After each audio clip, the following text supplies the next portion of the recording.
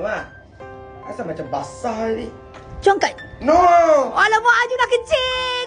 Juna kencing. Juna muka dia happy, dia kencing dekat apa dia punya ni. Abang bagi kencing sayang kat abang Alip dia hangguk. Bandai dia hangguk tu. Ya Allah. Yat, anak engkau ni pakai pampers apa sampai bocor dekat Alip ni?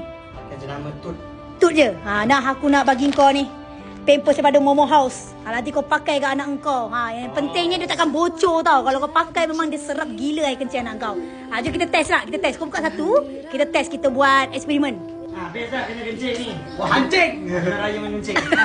Aku berkena ni, nampak dia kena muntah anak engkau. Apa lagi? Jom kita buat eksperimen kat pampers tu.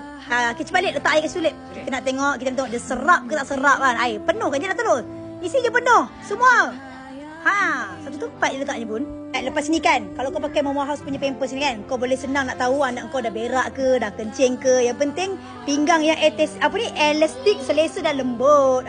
Kalau macam anak kau ada sensitif kulit pun memang sangat-sangat sesuai kalau pakai pampers daripada Momo House ni. Nanti kita pakai kat anak kau pula lagi. So, bila macam penuh dah kencing anak kau kencing ni pak, mana lekat langsung? Hilang. Yelah, power tau.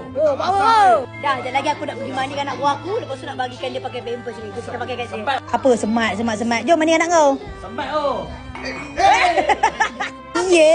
Ajuna hari ni dia pakai Momo House. So, yang penting kan pinggang anak buah Ayu ni dia sangat-sangat selesa tau.